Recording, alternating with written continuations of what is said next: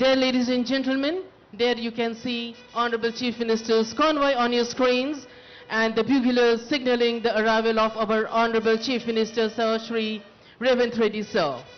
4 crore people of Telangana await for his historic address.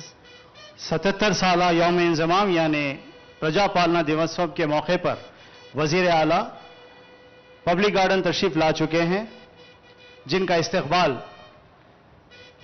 Doctor Jitendra IPS director general police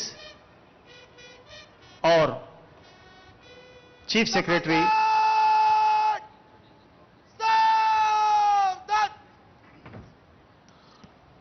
CS గారు DGP గారు పుష్పగుచ్చంతో స్వాగతం పలికిన దృశ్యాన్ని చూస్తూ ఉన్నాం. అభివృద్ధి సంక్షేమాల పుష్పగుచ్చంగా తెలంగాణ సామాన్య ప్రజలందరికీ ప్రజాపాలన ప్రభుత్వాన్ని అందజేస్తున్న గౌరవనీయులైన ముఖ్యమంత్రి రేవంత్ రెడ్డి గారికి స్వాగతం పలుకుతున్నారు సిఎస్ గారు, డీజీపీ గారు, Shri M Raghunandan IAS, Shri CV Anand IPS, Sanjay Kumar Jain IPS, Dasari Harichandra IAS, C Shivalingaiah IAS, ఇంకా ఎందరో ఉన్నతాధికారులు. గౌరవనీయులైన ముఖ్యమంత్రి గారికి ప్రేమపూర్వక స్వాగతం పలుకుతోంది ప్రజా పాలన వేడుక, ప్రజా పాలన వేదిక. There on the screens you can have a beautiful sight. Honorable Chief Minister Sir Revanth Reddy sir arriving. Samangat! General salute! Salame! Shast!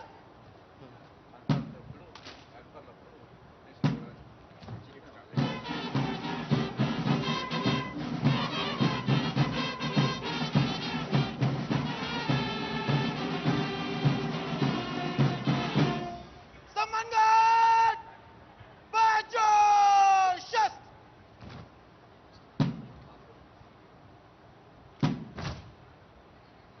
Kindly arise for the national anthem as the Honorable Chief Minister unfurls the flag. ख़वातीन और हजरात, बराए करम मेहरबानी कौमी तराने के लिए खड़े हो जाइए. राष्ट्रीय सल्यूट! सलामे! शस्त!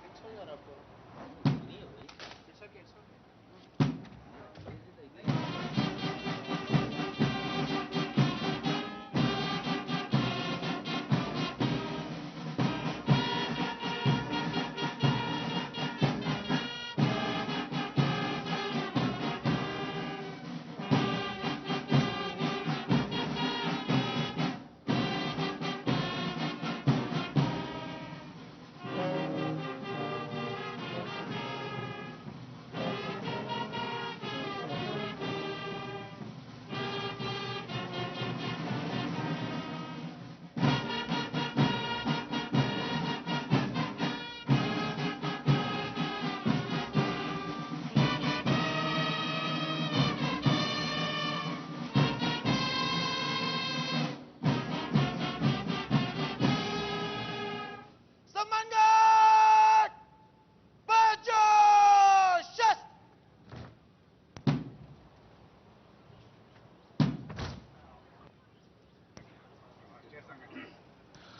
జనని భారతి ఆశీస్సులందుకున్నాం, తవ శుభ నామే జాగే, తవ శుభ ఆశీష మాగే అంటూ.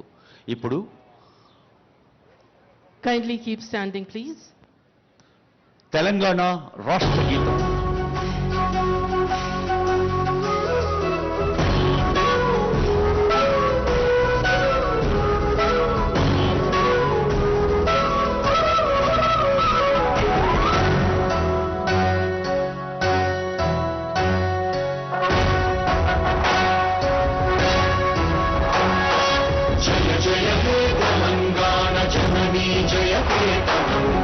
ముక్కోటి గొంతుకలు ఒక్కటై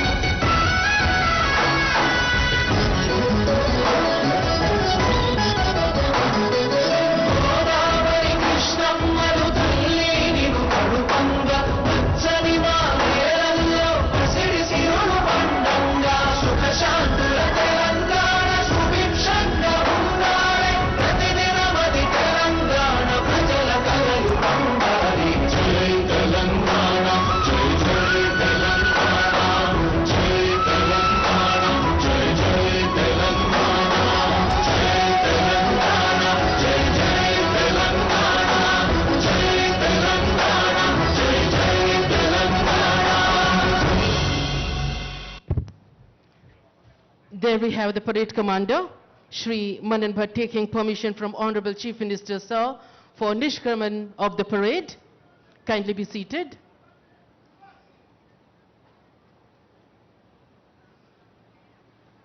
Permission taken, permission granted for the Nishkraman of the contingents. There, the parade commander hands the parade to 2IC. A beautiful gesture, a beautiful handing in takeover. Bagar, just. Samangat. Daniel Boyoy, Mut. Their positions taken. Daimai Bur. Samangat. Daniel Basai. Da Chal. Ladies and gentlemen, as the contingents gracefully move out of the marching arena, yet we find discipline, unity and commitment to their motherland and their Telangana.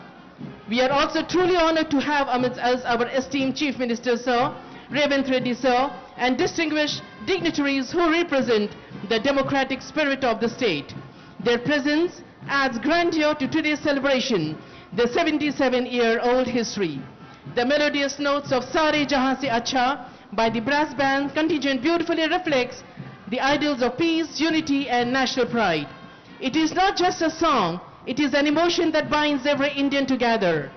The stirring tune echoes the pride and unity of our nation, reminding everyone of the timeless spirit of India. It fills a wave of patriotism.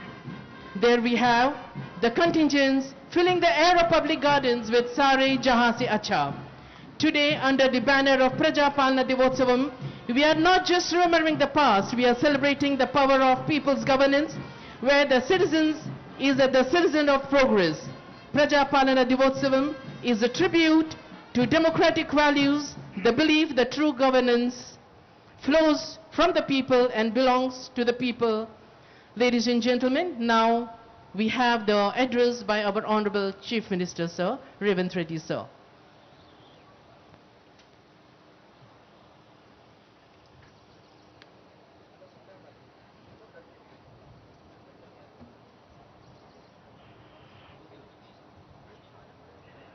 No, but that was written of parade only. If you read that much long, he didn't get time. I didn't get time to ask about his speech. Jai Telangana. Okay, relax. No, I'm just telling you what we decided, what has to be, as per my experience, which is very little in front of you. Telangana ప్రజాస్వామ్య చరిత్రకు శ్రీకారం చుట్టిన శుభదినం. ప్రజల చేత, ప్రజల కొరకు, ప్రజలే రాసుకున్న పోరాట చరిత్ర మనది. నిజాం నియంతృత్వంపై సామాన్యుడు సాయుధ పోరాటంతో సాధించుకున్న విజయం ఈరోజు మనము అనుభవిస్తున్న ప్రజాస్వామ్యం. ప్రపంచ ఉద్యమాల చరిత్రలో సువర్ణ అక్షరాలతో లిఖించదగ్గ ఘనత తెలంగాణ సాయుధ పోరాటానిది.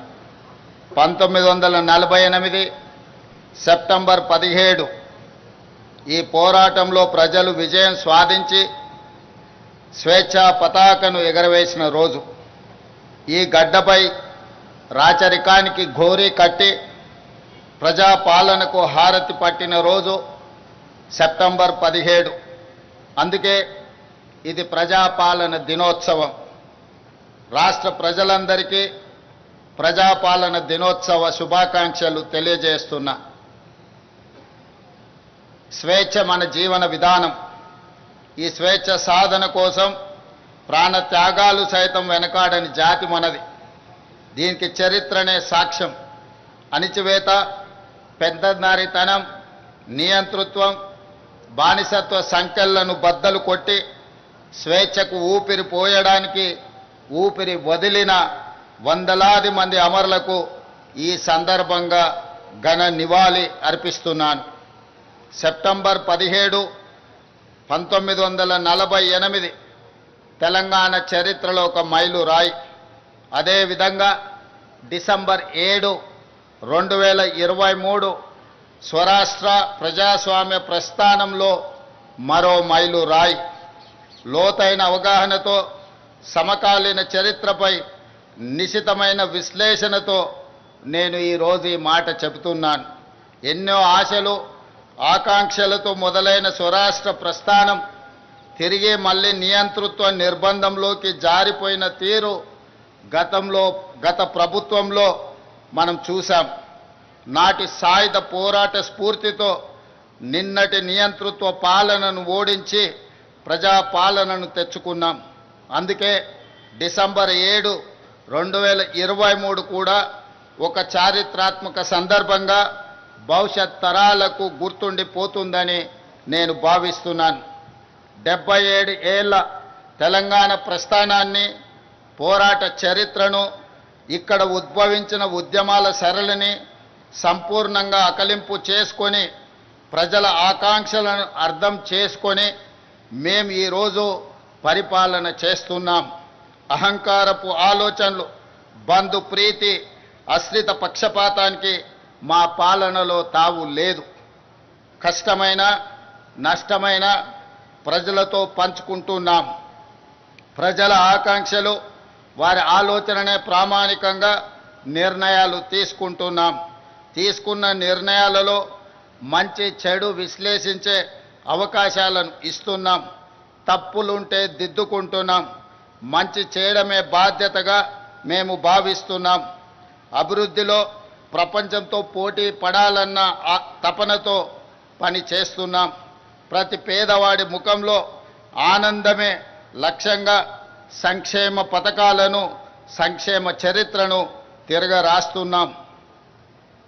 7 దశాబ్దాలుగా తెలంగాణ ఆశిస్తున్న స్వేచ్ఛ, సామాజిక న్యాయం, సమాన అవకాశాలు మా ప్రభుత్వ ప్రాథమిక ఎజెండా. ఏ సామాజిక లక్ష్యాల కోసం తెలంగాణ తపించిందో, ఏ సమానత్వ సాధన కోసం మన గడ్డపై ఉద్యమాలు జరిగాయో, ఈ పవిత్ర లక్ష్య సాధననే మా ప్రాధాన్యత. అభివృద్ధిలోనే కాదు, స్వేచ్ఛ, సమాన అవకాశాలు, సామాజిక న్యాయం విషయంలో కూడా తెలంగాణ దేశానికి ఒక రోల్ మోడల్గా ఉంటుంది అని ఈ సందర్భంగా నేను తెలియజేస్తున్నాను. అదేవిధంగా మిత్రులారా, విద్యనే మన విజయానికి వజ్రాయుధమని నేను బలంగా విశ్వసిస్తున్నాను. ప్రపంచ స్థాయి అవకాశాలను అందుకోవడమే కాదు, శాసించే స్థాయి తెలంగాణ యువతకు రావాలి. దానికి విద్యనే ఒక మంచి మార్గం. అందుకే గొప్ప విజన్తో యంగ్ ఇండియా ఇంటిగ్రేటెడ్ రెసిడెన్షియల్ స్కూల్స్ని మనం ఆలోచన చేసి ప్రారంభించుకున్నాం. ఈరోజు నేను చెబుతున్నాను, భవిష్యత్తులో తెలంగాణ విద్యా వ్యవస్థలో విప్లవాత్మక మార్పులకు ఈ స్కూళ్ళు కేంద్రాలుగా మారబోతున్నాయి. విద్యపై మేము చేస్తున్న వ్యయం ఖర్చు కాదు, భవిష్యత్ తెలంగాణకు పెట్టుబడిగా మేము భావిస్తున్నాం. తెలంగాణ బిడ్డలు అన్ని రంగాల్లో రాణించాలనేదే మా ఆలోచన. అందుకే విద్యతో పాటు క్రీడలకు ప్రాధాన్యత ఇస్తున్నాం. ఇన్నోవేషన్కు పెద్దపీట వేస్తున్నాం. Young India sports university, young India skills university, young India police school రేపటి తెలంగాణ భవితకు భరోసా కేంద్రాలుగా మారుతాయి. రేపటి తరాన్ని యాచకులుగా కాదు, స్వీయ శక్తిమంతులుగా మార్చాలన్న సంకల్పంతో పని చేస్తున్నాం. దీనికి అనుగుణంగా రాష్ట్ర విద్యా పాలసీని త్వరలో తీసుకురాబోతున్నాం.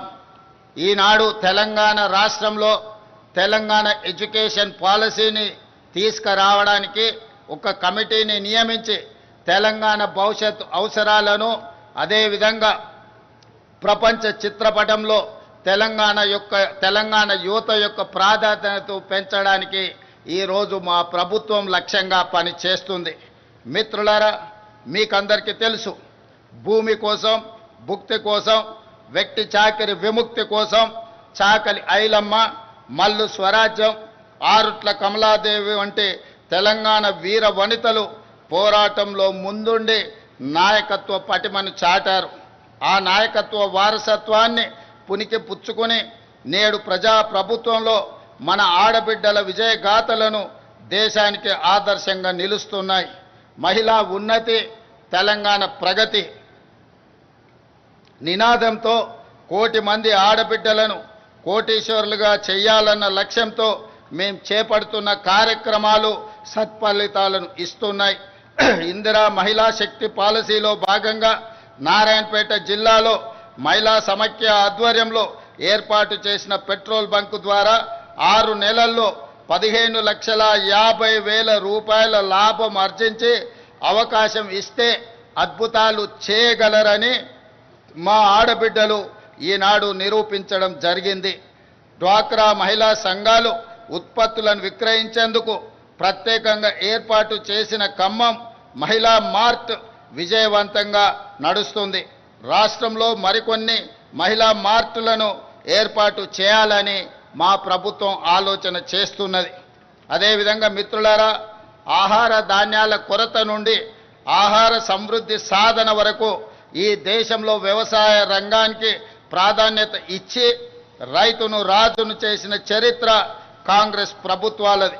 హరిత విప్లవం నుండి ఉచిత విద్యుత్తు వరకు, రుణమాఫీ నుండి రైతు భరోసా వరకు రైతుల కోసం మనం రూపొందించిన సంక్షేమ పథకాలు ఎప్పటికప్పుడు కొత్త చరిత్రను సృష్టిస్తున్నాయి. ఆ వారసత్వాన్ని ప్రజా ప్రభుత్వం కూడా మరింత గొప్పగా కొనసాగిస్తుంది. రాష్ట్రంలో 25,35,000 మంది రైతులకు 20,616 కోట్ల రూపాయల రైతు రుణమాఫీ చేసి రుణ విముక్తులను చేసిన రాష్ట్రము దేశంలోనే తెలంగాణ మొట్టమొదటిది. మాఫీ ఈ దేశంలో ఏ రాష్ట్రం చేయని విధంగా రైతులను ఆదుకునే ప్రయత్నం మా ప్రభుత్వం చేస్తున్నది. ఇందిరమ్మ రైతు భరోసా కింద 9 రోజుల్లో 9,000 కోట్ల రూపాయలు రైతుల ఖాతాలో వేసి పెట్టుబడికి భరోసా ఇచ్చాం. ఆర్థిక పరిస్థితి సహకరించకపోయినా రైతుల సంక్షేమ విషయంలో రాజీ పడలేదు. కేవలం ఏడాది కాలంలో 1,04,000 కోట్ల రూపాయల రైతు ప్రయోజనాలపై ఖర్చు చేసిన ప్రభుత్వం ఈ దేశంలో మరొకటి లేదు. 7,178 కొనుగోలు కేంద్రాలను ఏర్పాటు చేసి రైతుల వద్ద చివరి గింజ వరకు ధాన్యం కొంటున్నాం. ధాన్యం కొనుగోలు చేసిన 48 గంటల్లోనే రైతుల ఖాతాలో జమ చేస్తున్నాం. సన్నాలకు క్వింటాల్కు 500 రూపాయల బోనస్ ఇస్తున్నాం. రాష్ట్రంలో 29 లక్షల వ్యవసాయ మోటార్లకు 24 గంటల ఉచిత విద్యుత్తు అందిస్తున్నాం.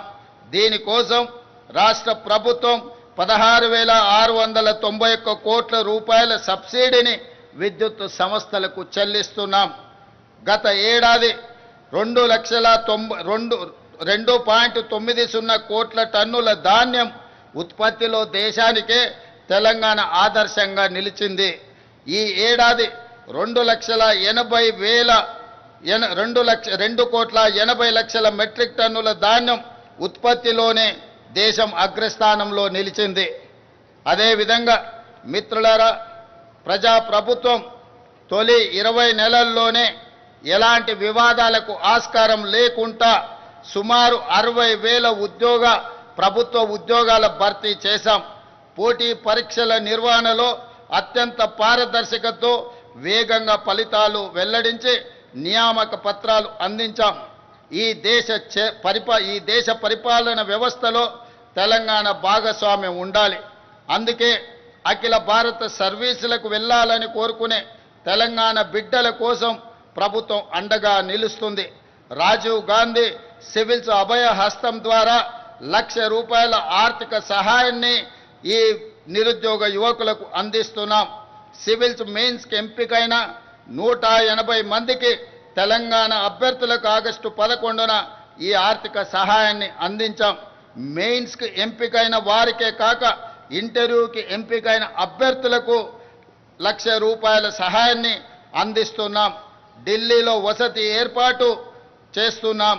ఇలా ఆర్థిక సహాయం పొందిన వారిలో ఇప్పటి వరకు 10 మంది అఖిల భారత సర్వీసులకు ఎంపిక కావడం తెలంగాణకు గర్వకారణం. మా ప్రభుత్వం చేస్తున్న ప్రయత్నాలు సత్ఫలితాలను అందిస్తున్నాయని నేను భావిస్తున్నాను. అదేవిధంగా మిత్రులారా, భూ పోరాటాల చరిత్రనే తెలంగాణ చరిత్ర. గత ప్రభుత్వం తెచ్చిన ధరణి కారణంగా తెలంగాణ రెవెన్యూ వ్యవస్థ మొత్తం అస్తావ్యస్తమైపోయింది. తమ దోపిడీకి అడ్డుగా ఉన్నారనే రెవెన్యూ ఉద్యోగులను సిబ్బందిని దొంగలుగా దోపిడీదారులుగా చిత్రీకరించి గత పాలకులు ముద్ర వేశారు. ప్రజాప్రభుత్వం వచ్చాక ఆ పరిస్థితిని చక్కదిద్ది రెవెన్యూ ఉద్యోగులకు ఆత్మ గౌరవాన్ని ఇచ్చి ప్రజలకు సమర్థవంతంగా సేవలు అందించే దిశగా వారిని ప్రోత్సహిస్తున్నాం. అందులో భాగంగానే భూభారతి చట్టం తెచ్చాం. క్షేత్రస్థాయిలో ఈ చట్టాన్ని సమర్థవంతంగా అమలు చేసేందుకు ఇటీవలనే 5,000 మంది గ్రామ పాలన అధికారులను నియమించడం జరిగింది. వాళ్ళు నిజాయితీగా ప్రజలకు సేవలు అందించి గ్రామీణ రెవెన్యూ వ్యవస్థను తిరిగి పునర్నిర్మిస్తారన్న విశ్వాసం, నమ్మకం మా ప్రభుత్వానికి సంపూర్ణంగా ఉన్నది. ఈరోజు సాదా బైనామాలు కావచ్చు, భూభారతికి సంబంధించిన సమస్యలు కావచ్చు, ఈ గ్రామ పాలన అధికారులు ప్రజలకు చేరువై ఈ సమస్యల్ని పరిష్కరించాలని మా ప్రజా ప్రభుత్వం భావిస్తున్నది. అదేవిధంగా ఇందిరమ్మ ఇళ్ల నిర్మాణాలు గ్రామాలలో పేదల ఆత్మ గౌరవానికి ప్రతీకలు. కొత్తగూడెం జిల్లా అశ్వరావుపేట నియోజకవర్గంలోని బెండాలపాడు గ్రామంలో ఇందిరమ్మ ఇండ్ల గృహ ప్రవేశ మహోత్సవంలో పాల్గొన్నప్పుడు ఆ పేదల కళ్ళల్లో చూసిన ఆనందం నాకెనలేని సంతృప్తిని, సంతోషాన్ని అందించింది. తొలి విడతగా 22,500 కోట్ల రూపాయలతో ప్రతి నియోజకవర్గంలో 3,500 ఇందిరమ్మ ఇల్లు లేని పేదవాళ్లకు అందించడం ద్వారా వాటికి సంబంధించి డబ్బుల చెల్లింపులు కూడా గ్రీన్ ఛానల్ ద్వారా నిర్మించుకున్న పని జరిగిన మరుక్షణమే ఆ పేదలకు నిధులను విడుదల చేస్తూ ఈనాడు పేదల యొక్క ఆత్మగౌరవాన్ని పెంచడానికి మా ప్రజా ప్రభుత్వం ప్రయత్నం చేస్తున్నదనడానికి నేను చెప్పడానికి సంతోషిస్తున్నాను. అదేవిధంగా మిత్రులారా, తెలంగాణ అంటే దేశానికి ఆదర్శంగా నిలిచిన అన్నదాతలే కాదు, పేదలకు ఆకలి తీర్చే సన్న బియ్యం పథకం కూడా. సన్న బియ్య సంక్షేమ పథకానికి ఈరోజు కేర్ ఆఫ్ అడ్రస్ తెలంగాణ రాష్ట్రం. దేశంలోనే మరే రాష్ట్రంలో ఇటువంటి పథకం లేదు. రాష్ట్రంలోని 3,10,00,000 మంది పేదలకు సన్న బియ్యం అందించడం ద్వారా ఆత్మగౌరవంతో బ్రతికి ఆ సన్న బియ్యంతోనే తమ సంటి పిల్లలకు తినిపించే పరిస్థితి, ఒక ఆరోగ్యవంతమైన తెలంగాణను, ఆత్మగౌరవంతో కూడుకున్న తెలంగాణను ఈరోజు పేద ప్రజానికానికి అందించడానికి ప్రజా ప్రభుత్వం ప్రయత్నం చేస్తున్నదని చెప్పడానికి నేను సంతోషిస్తున్నాను. అదేవిధంగా మిత్రులారా, కృష్ణానది జలాలు, గోదావరి నదీ జలాలకు సంబంధించి ఈనాడు జరుగుతున్న చరిత్ర మీకందరికీ తెలుసు. ఈ 2 నదులు తెలంగాణ జీవ నదులు. ఆ నదుల్లో మనకు హక్కుగా దక్కాల్సిన నీటి వాటాలపై రాజీ పడేది లేదు. గత పాలకుల తప్పులను సరిదిద్ది ప్రతి చుక్క నీటిపై పక్కా హక్కులు సాధించే దిశగా కృష్ణా జలాల విషయంలో న్యాయ పోరాటానికి తెలంగాణ ప్రభుత్వం సిద్ధమవుతున్నది. ఇటీవలే మన ఇంజనీర్లకు, న్యాయ నిపుణులకు స్పష్టమైన దిశ నిర్దేశం రాష్ట్ర ప్రభుత్వం చేయడం జరిగింది. కృష్ణా జలాలలో తెలంగాణకు న్యాయంగా రావాల్సిన, ముఖ్యంగా నికర జలాలు, వరద జలాలు, మిగులు జలాలు మొత్తం కలిపితే తెలంగాణకు రావాల్సింది 904 టీఎంసీల నీళ్లు. ఈ 904 టీఎంసీల నీళ్లను సాధించడానికి కృష్ణా ట్రిబ్యునల్ ముందు తెలంగాణ తరఫున పక్కాగా బలమైన వాదన వినిపించడానికి అవసరమైన సూచనలను, సలహాలను సాగునీటి పారుదల శాఖ మంత్రితో పాటు మేమే స్వయంగా సమీక్షించి వాళ్లకు సూచనలు చేయడం జరిగింది. అందుకే ఈరోజు తెలంగాణ రాష్ట్రానికి కృష్ణా నదీ జలాలలో రావాల్సిన వాట కోసము ఈ ప్రభుత్వం పక్కా ప్రణాళికతో పక్కడ్బందీగా ప్రయత్నం చేసి మనకు రావాల్సిన వాటాను సాధించుకుంటామని నేను ఈ సందర్భంగా తెలియజేస్తున్నాను. అదేవిధంగా ఈరోజు 2027 ఎస్ఎల్బీసీ టన్నెల్ ఆనాడు మొదలుపెట్టి వివిధ కారణాల చేత ఆగిపోయింది. ఈరోజు ఎస్ఎల్బీసీ టన్నెల్ పూర్తి చేస్తే కృష్ణానది జలాలలో మన వాటాలను వినియోగించడమే కాదు, నల్గొండ జిల్లాలో ఉన్న ఫ్లోరైడ్ సమస్యను పరిష్కరించడమే కాకుండా 3,60,000 ఎకరాలకు సాగునీరును అందించి నల్గొండ జిల్లాను పట్టి పీడిస్తున్న ఫ్లోరైడ్ సమస్యను పరిష్కరించడానికి ఎస్ఎల్బీసీ టన్నెల్ పూర్తి చేయాలి. ఈ ఎస్ఎల్బీసీ టన్నెల్ పూర్తి చేసే క్రమంలో మొన్న ప్రమాదం జరిగి కొంతమంది కార్మికులు చనిపోయినారు.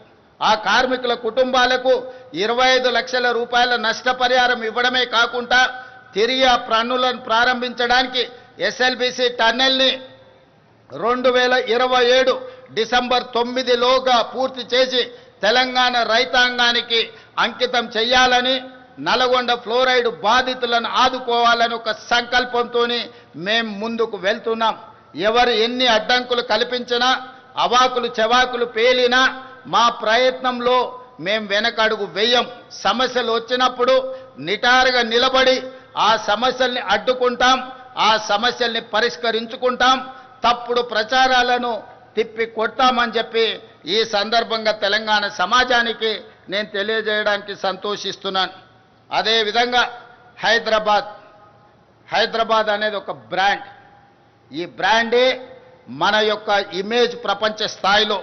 అందుకే హైదరాబాద్ గేట్వే ఆఫ్ వరల్డ్గా తీర్చిదిద్దాలని ఈనాడు పూర్తి స్థాయిలో మన ప్రభుత్వం ప్రణాళికలు రచిస్తుంది. దాంట్లో భాగంగానే హైదరాబాదు మహానగరం మన బలం, మన బ్రాండ్. ఈ బ్రాండ్ను భవిష్యత్తులో ప్రపంచ వేదికపై సగర్వంగా నిలబెట్టే దీర్ఘకాలిక ప్రణాళికలను రచిస్తున్నాం. 2035 నాటికి తెలంగాణ $1 ట్రిలియన్ ఎకానమీగా, 2047 నాటికి $3 ట్రిలియన్ ఎకానమీగా ఎదగాలన్నదే తెలంగాణ ప్రభుత్వం యొక్క లక్ష్యం. అది సాధించిన నాడు భారతదేశానికే కాదు ప్రపంచానికే హైదరాబాద్ గేట్వేగా మారుతుంది. ఆ దిశగా మొత్తం రాష్ట్రానికి మేము మాస్టర్ ప్లాన్ తయారు చేస్తున్నాం.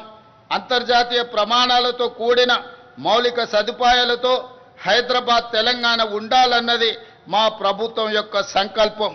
రోడ్లు, విద్యుత్తు, అదేవిధంగా రవాణా సదుపాయాలు, మురుగునీటి పారుదల, వాతావరణ స్వచ్ఛత, ఇలా అన్ని కోణాల్లో అత్యంత స్వచ్ఛమైన సుఖమైన జీవన ప్రమాణాలతో కూడిన నగరంగా హైదరాబాదును మార్చాలని మేము ప్రయత్నం చేస్తున్నాం.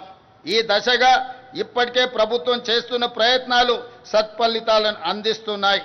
1,00,000 కోట్ల అంతర్జాతీయ పెట్టుబడులకు హైదరాబాదు కేర్ ఆఫ్ అడ్రస్గా మారుతుంది.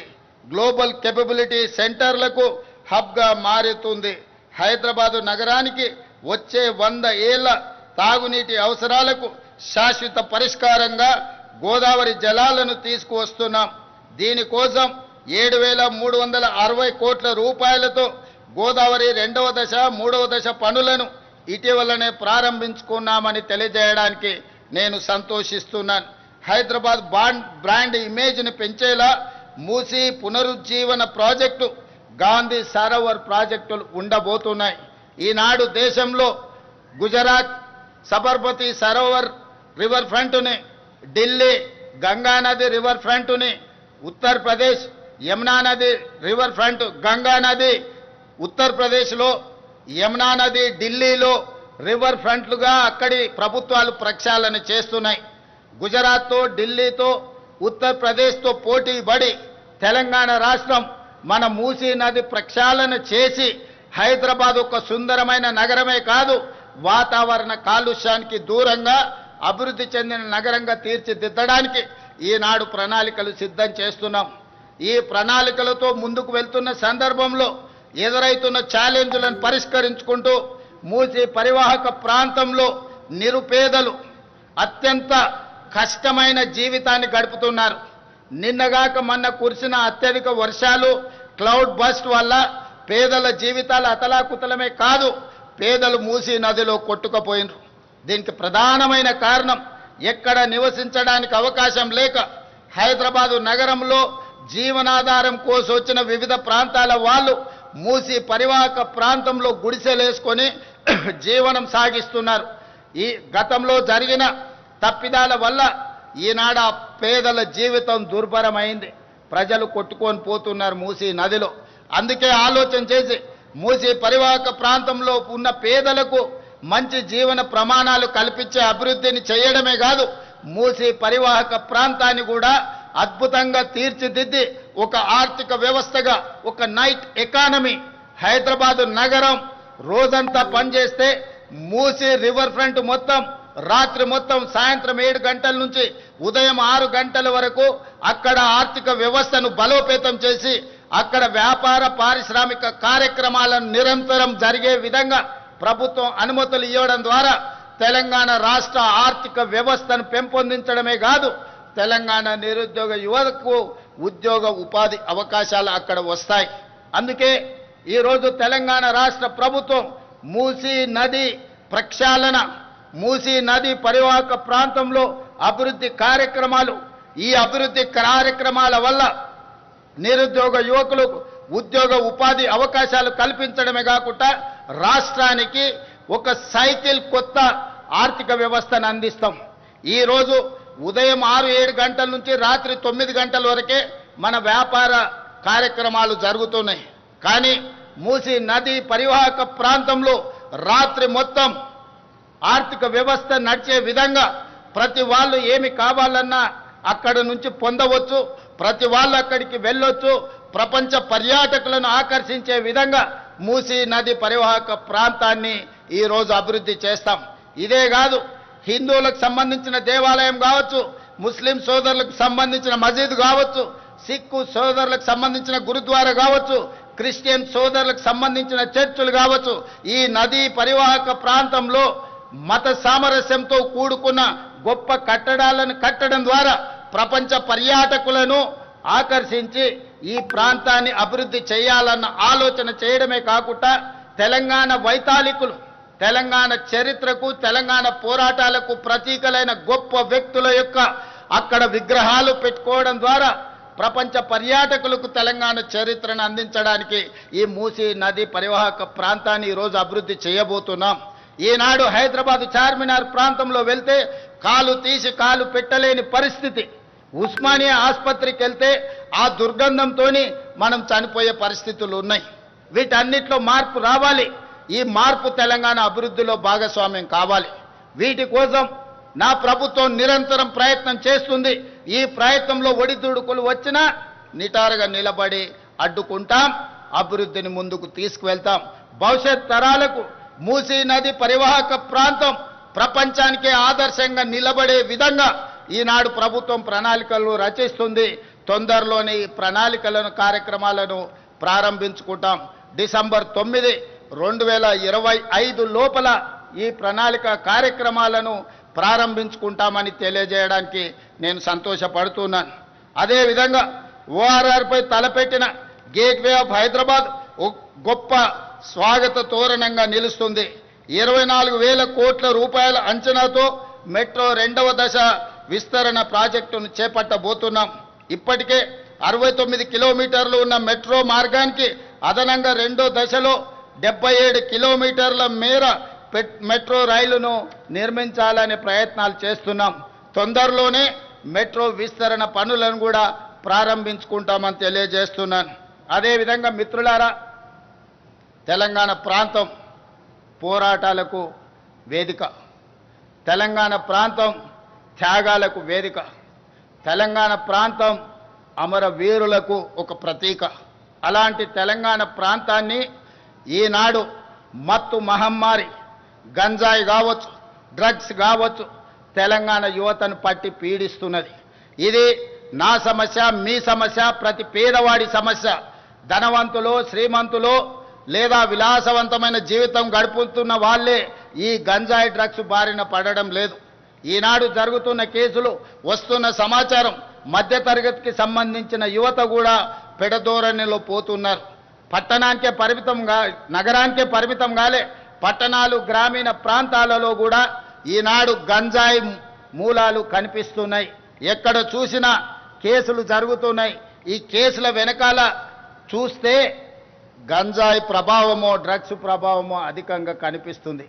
అందుకే మిత్రులారా, ఈనాడు మీ అందరి సహకారాన్ని నేను కోరుకుంటున్నా. ప్రజలు ఇందులో సంపూర్ణంగా ఈ ప్రభుత్వంతో కలిసి రావాలి. కొంతమందికి ఇష్టం లేకపోవచ్చు, కొంతమందికి మా ప్రయత్నం నచ్చకపోవచ్చు, కానీ ప్రజల నుంచి నేను ఆశిస్తున్నా. మీరందరు అండగా నిలబడాలి. అందుకే గతంలో జరిగిన పరిణామాలు మీకు తెలుసు. డ్రగ్స్కు సంబంధించి Hyderabad gateway of Hyderabad for development అనుకుంటా డ్రగ్స్కి గేట్వేగా కొంతమంది మార్చుకోవడం జరిగింది. అందుకే ఈనాడు ఈ డ్రగ్స్ను నియంత్రించడానికి ఈగల్ ఫోర్స్ను తీసుకొచ్చినాం.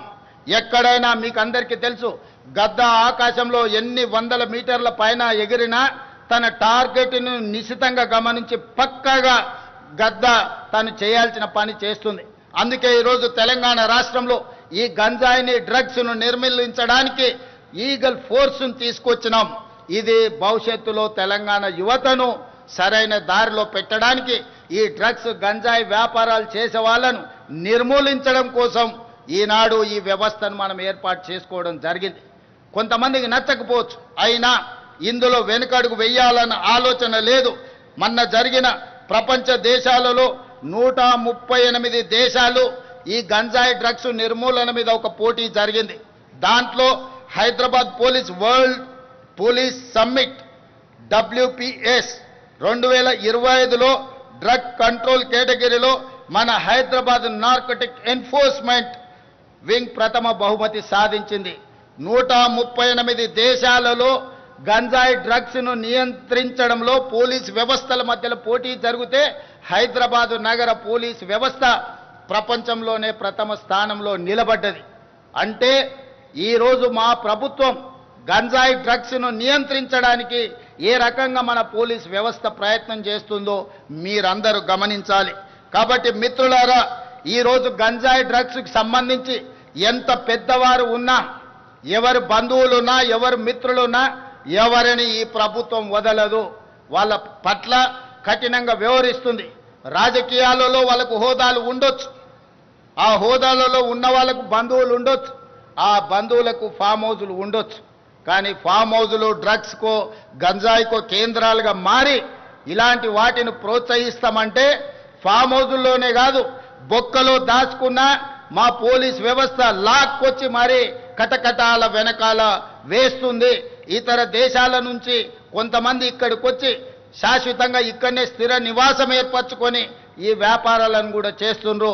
మా పోలీస్ వ్యవస్థ వాళ్ళ పట్ల కూడా ప్రత్యేకమైన నిఘా పెట్టింది. ఖచ్చితంగా వాళ్ళందరిని కూడా పట్టుకుంటాం, వాళ్ళందరినీ కటకటాల వెనకాల తోసేస్తాం. ఈ తెలంగాణ రాష్ట్రాన్ని గంజాయి డ్రగ్స్ రహిత రాష్ట్రంగా, దేశంలోనే ఆదర్శమైన రాష్ట్రంగా తీర్చిదిద్దడానికి మన వ్యవస్థలు అన్నీ పనిచేస్తున్నాయి. మీరందరూ సహకరించాలి. తల్లిదండ్రులందరూ కూడా ఆలోచన చెయ్యాలి. మనం ఎంత కష్టపడి జీవితంలో ఎన్ని విజయాలు సాధించినా, ఎన్ని ఆస్తులు అంతస్తులు కూడబెట్టినా, మన పిల్లలు వ్యసన పరులై గంజాయికో డ్రగ్స్కో బానిసలైతే మన బాధ ఏ విధంగా ఉంటుందో ఒకసారి ఆలోచన చేయండి. ఈరోజు ఈ ప్రభుత్వం చేస్తున్న చిత్తశుద్ధితో కూడుకున్న ఈ ప్రయత్నాన్ని రాజకీయాలకు అతీతంగా, వ్యక్తిగతమైన దేశాలకు అతీతంగా ఈ ప్రభుత్వానికి సహకరించాల్సిన అవసరం ఉన్నది. ఈ విషయంలో వితండవాదం చేయడం కానీ, ప్రభుత్వం చేస్తున్న ప్రయత్నాలను తప్పుపట్టే వాళ్లను తెలంగాణ సమాజం బహిష్కరించాలి. ఈ దేశంలో, ఈ రాష్ట్రంలో గంజాయి కానీ డ్రగ్స్ కానీ ఆనవాళ్లు ఉండొద్దు. ఈ తెలంగాణ రాష్ట్రం పోరాటాలకు వేదిక, త్యాగాలకు పునాదులు. ఈడ అమరవీరులు గొప్ప త్యాగాలు చేసిన చరిత్ర ఉన్నది. ఈ చరిత్ర కాలగర్భంలో కలిసిపోకూడదు. ఈ గంజాయి డ్రగ్స్ బ్యాచ్ను వదలకూడదు. వాళ్ళ పట్ల కఠినంగా వ్యవహరిస్తామని చెప్పి నేను ఈ సందర్భంగా 4 కోట్ల తెలంగాణ ప్రజలకు నేను మాట ఇస్తున్నాను. అదేవిధంగా మిత్రులారా, తెలంగాణ రైజింగ్ 2047 ఏ గ్రామమైనా, ఏ జిల్లా అయినా, ఏ రాష్ట్రమైనా, ఏ దేశమైనా, ఏ సంస్థ అయినా పక్కా ప్రణాళికలను పకడ్బందీగా తయారు చేసుకొని వాటిని అమలు చేసుకుంటూ ముందుకు వెళితే విజయాలు సాధించడం పెద్ద విషయం కాదు. ఆ విధమైన ప్రణాళికల కోసమే తెలంగాణ రాష్ట్ర ప్రభుత్వం తెలంగాణ రైజింగ్ 2047 విజన్ డాక్యుమెంట్ను పూర్తి చేసుకుంటున్నాం. 2047కి దేశానికి స్వతంత్రం వచ్చి 100 సంవత్సరాలు పూర్తి చేసుకోబోతున్నాం. 100 సంవత్సరాల స్వతంత్ర భారతదేశంలో ఈ దేశమే కాదు, తెలంగాణ రాష్ట్రం ఏ విధంగా ప్రపంచంతో పోటీ పడి అభివృద్ధి జరిగిందో ఒక నమూనాగా తెలంగాణను తీర్చిదిద్దాలని భవిష్యత్ తరాలకు ఒక విజన్ డాక్యుమెంట్ ఇవ్వాలని ఈనాడు తెలంగాణ రాష్ట్ర ప్రభుత్వము ప్రయత్నం చేస్తున్నది. ఈ రాష్ట్ర ప్రభుత్వం చేస్తున్న ప్రయత్నం తెలంగాణ రైజింగ్ 2047 విజన్ డాక్యుమెంట్ని డిసెంబర్ 9, 2025 నాడు తెలంగాణ జాతికి అంకితం చేయడం జరుగుతుంది అని చెప్పి నేను ఈ సందర్భంగా మిత్రులందరికీ సవినయంగా తెలియజేస్తున్నాను. అదేవిధంగా మిత్రులారా, ఈ పాలసీ డాక్యుమెంటే తెలంగాణ ఆర్థిక వ్యవస్థకు అభివృద్ధికి ఒక గేమ్ చేంజర్గా మారుతుంది. అందుకే ఈనాడు మేధావులు తెలంగాణ అభివృద్ధిలో భాగస్వాములు కావాలనుకున్న వాళ్ళు ఈ ప్రభుత్వానికి సూచనలు సలహాలు ఇవ్వండి, మీ అనుభవాన్ని తెలంగాణ కోసం వినియోగించండి.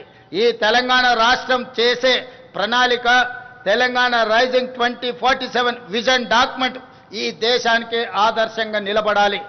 ఈరోజు నీతి ఆయోగ్ కావచ్చు, ప్రధానమంత్రి సమావేశాలలో తెలంగాణ రాష్ట్ర ప్రభుత్వం తరఫున నేను మా ఉప ముఖ్యమంత్రి గారు ఈ అంశాలను ప్రస్తావించినప్పుడు కేంద్ర ప్రభుత్వం కూడా ఆసక్తిగా వినడం జరిగింది. మా ప్రణాళికలకు సహకరించడానికి కూడా మాట ఇవ్వడం జరిగింది. అందుకే ఈరోజు మనం రచించుకోబోయే తెలంగాణ రైజింగ్ 2047 రాబోయే 100 సంవత్సరాలకు అభివృద్ధి నమూనాగా పక్కా ప్రణాళికతో ముందుకు వస్తున్నాం. ఈ ప్రణాళిక తెలంగాణ ముఖ చిత్రాన్ని మార్చబోతుంది. ఈ ప్రణాళికనే తెలంగాణ నిరుద్యోగ యువతకు ఉజ్వల భవిష్యత్తును అందించబోతుంది అని చెప్పి నేను ఈ సందర్భంగా తెలియజేస్తున్నాను మిత్రులారా. అదేవిధంగా ఇందులో భాగంగానే భారత్ ఫ్యూచర్ సిటీ ఈరోజు 400 సంవత్సరాల ముందు కులీ కుతుబ్షాయిలు, నిజాం సర్కార్లు, అదేవిధంగా బ్రిటిషర్సు, అదేవిధంగా ఉమ్మడి రాష్ట్రంలో ఆనాటి ముఖ్యమంత్రులు ఈరోజు హైదరాబాద్ను, సికింద్రాబాద్ను, సైబరాబాద్ను నిర్మించడం జరిగింది. ఈరోజు మన అవసరాలు పెరిగిపోయినాయి. ఈరోజు ఉన్న వ్యవస్థ, ఈ ఉన్న మొత్తం మనకున్న సిస్టమ్ అంతా కూడా సరిపోవడం లేదు. అందుకే ఈరోజు తెలంగాణ రాష్ట్ర ప్రభుత్వం పూర్తి స్థాయిలో ఆలోచన చేసి ఒక గొప్ప నగరాన్ని నిర్మించాలి, అది భారత్కే ఒక ఫ్యూచర్ సిటీగా, ఒక భవిష్యత్తు నగరంగా ఉండాలని ఆలోచన చేసి శంషాబాద్ ఎయిర్పోర్ట్కు కూతవేటు దూరంలో ఈనాడు భారత్ ఫ్యూచర్ సిటీని ప్రణాళికలు చేస్తున్నాం. దాదాపుగా 30,000 ఎకరాలలో ప్రపంచంలోనే ఒక అభివృద్ధి చెందిన నగరంగా ఈరోజు కొత్త నగరాన్ని నిర్మించుకోబోతున్నాం. దీనికి కూడా తొందరలోనే పనులు ప్రారంభిస్తాం. వాటన్నిటి కూడా ప్రణాళికలు సిద్ధమైనవి. కొంతమంది అక్కడి ప్రాంత రైతులను, ఆ ప్రాంత ప్రజలను రెచ్చగొట్టాలన్న ఆలోచన చేస్తారు. వాళ్ళు చేయనిది ఇతరులు ఎవరు చేసినా వాళ్ళ యొక్క అక్కసు, అసూయ వాళ్ళ మాటల్లో కనిపిస్తుంది. ఇలాంటి వాటిని తిప్పికొట్టాలి. ఒక గొప్ప నగరాన్ని నిర్మించుకునే అవకాశం ఈ తెలంగాణ రాష్ట్ర ప్రజలకు దక్కింది. అందుకే భారత్ ఫ్యూచర్ సిటీ నిర్మాణంలో ఆ ప్రాంత రైతులు కానీ, ఆ ప్రాంత ప్రజాప్రతినిధులు అందరూ కలిసి రావాలి. వాళ్ళందరికీ అవగాహన కల్పించే కార్యక్రమాన్ని కూడా రాష్ట్ర ప్రభుత్వం తీసుకుంటుంది. రేపు భవిష్యత్తు ఆ నగరం ప్రపంచానికే వేదిక కాబోతుంది. పెట్టుబడులకు కానీ, సాంకేతిక నైపుణ్యాన్ని కానీ, అభివృద్ధి ప్రణాళికలకు అదొక వేదిక కాబోతుంది. ఇది తెలంగాణ రాష్ట్ర ఆదాయాన్ని పెంచడమే కాకుండా తెలంగాణ రాష్ట్రాన్ని ఆర్థిక రంగంలో నిలదొక్కునేలా చేసి ఒక ధనిక రాష్ట్రంగా తెలంగాణను తీర్చిదిద్దే అవకాశం ఉంది. దానికి కూడా మీరందరి సహకారం ఉండాలి, ప్రజలకు అవగాహన కల్పించాలి అని చెప్పి మన వాళ్ళందరినీ, ప్రజాప్రతినిధులను, ప్రజా సంఘాలను కూడా నేను రిక్వెస్ట్ చేస్తున్నాను. దానికి రీజనల్ రింగ్ రోడ్డు అభివృద్ధికి రాచమార్గంగా బారబోతుంది. ఈరోజు 160 కిలోమీటర్ల ఔటర్ రింగ్ రోడ్డు ఈరోజు మనకింత అభివృద్ధి తెచ్చిపెట్టింది. ఈనాడు రీజనల్ రింగ్ రోడ్డు ప్రతిపాదన కేంద్ర ప్రభుత్వం దాదాపుగా ఆమోదించింది. రీజనల్ రింగ్ రోడ్డు 360 కిలోమీటర్లు రాబోతుంది. రీజనల్ రింగ్ రోడ్డుతో పాటు రీజనల్ రింగ్ రైలు ప్రణాళికలు కూడా కేంద్ర ప్రభుత్వం దాదాపుగా ఆమోదించింది. అదేవిధంగా ఈరోజు రీజనల్ రింగ్ రోడ్డుకి, ఔటర్ రింగ్ రోడ్డు నుంచి రీజనల్ రింగ్ రోడ్డుకి మధ్యలో మనం రేడియల్ రోడ్స్ వేసుకోబోతున్నాం కొత్తగా. ఈరోజు హైదరాబాద్ కానీ, బెంగళూరు రోడ్డు కానీ, లేకపోతే ముంబై రోడ్డు కానీ ఆల్రెడీ గ్రామాలు, పట్టణాలు అభివృద్ధి చెందినాయి. రోడ్డు వైడనింగ్లో వాటిని కూలగొట్టాలంటే చాలా కష్టమైన పని అయింది, పేదలకు నష్టం జరుగుతుంది. అందుకే నూతనంగా రేడియల్ రోడ్స్ ప్లాన్ చేస్తున్నాం. ఈనాడు మనము ఫ్యూచర్ సిటీ నుంచి ఒక రేడియల్ రోడ్, అదేవిధంగా బుద్వేల్ కోత్వాల్గూడ నుంచి ఈరోజు చందన్వాల్లి నుంచి కొడంగల్ వరకు ఇంకొక రేడియల్ రోడ్డుని ఈ రకంగా 10 నుంచి 12 రేడియల్ రోడ్స్ని ఔటర్ రింగ్ రోడ్డు నుంచి రీజనల్ రింగ్ రోడ్డుకు వేయదలుచుకున్నాం. ఇదే కాదు, ఈనాడు కేంద్ర ప్రభుత్వంతో మాట్లాడాను. బుల్లెట్ ట్రైన్ అంటే జనాలు జపాన్ గురించి జపాన్ వైపు చూస్తారు. జపాన్ తర్వాత నరేంద్ర మోడీ గారు గుజరాత్కు తీసుకెళ్ళాడు. నేను అడిగిన ప్రధానమంత్రి గారిని, మాకు కూడా బుల్లెట్ ట్రైన్ కావాలి, సౌత్లో ఉండే నగరాల కనెక్టివిటీ పెరగాలని. మొన్న జరిగిన ప్రభుత్వ సమీక్షలో కేంద్ర ప్రభుత్వం నుంచి ప్రతినిధులు వచ్చిండ్రు. ఈనాడు ఫ్యూచర్ సిటీ నుంచి అమరావతి నుంచి చెన్నైకి బుల్లెట్ ట్రైన్, అదేవిధంగా ఫ్యూచర్ సిటీ నుంచి బెంగళూరుకు బుల్లెట్ ట్రైన్, బెంగళూరు నుంచి చెన్నైకి బుల్లెట్ ట్రైన్ ప్రతిపాదనలు ఈరోజు మన ముందు ఉన్నాయి. భవిష్యత్తులో ఎక్స్ప్రెస్ గ్రీన్ఫీల్డ్ హైవేలే కాదు, వాటితో పాటు బుల్లెట్ ట్రైన్ కూడా ఈరోజు మనకు రాబోతుంది. ఇవన్నీ కూడా గ్రోత్ ఇంజన్లుగా మారబోతున్నాయి. అందుకే మనకు ఈరోజు తెలంగాణ అభివృద్ధి ప్రణాళిక ఒక గొప్పగా మనం ప్రయత్నం చేస్తున్నాం. వీటన్నిటిలో మీ అందరి సహకారం ఉండాలి. జపాన్, సింగపూర్ లాంటి దేశాలు అభివృద్ధి చెందినాయని మాట్లాడుతున్నాం. అభివృద్ధి చెందడానికి ప్రధానమైన కారణం నాయకుల యొక్క సంకల్పం, ప్రభుత్వాల యొక్క ప్రణాళిక. అందుకే ఈనాడు జపాన్ కావచ్చు, సింగపూర్ కావచ్చు, లేకపోతే ఇతర అభివృద్ధి చెందిన దేశాలు ఏవైనా సరే మన ప్రాంతం వెనుకబడి ఉండకూడదు. మనకు మేధస్సు ఉంది, మనకు పరిస్థితులు ఉన్నాయి, మనకు ప్రణాళికలు ఉన్నాయి. వీటిని అమలు చేసే సంకల్పం ఒకటే ఇంతకాలం లేదు తెలంగాణ రాష్ట్రంలో.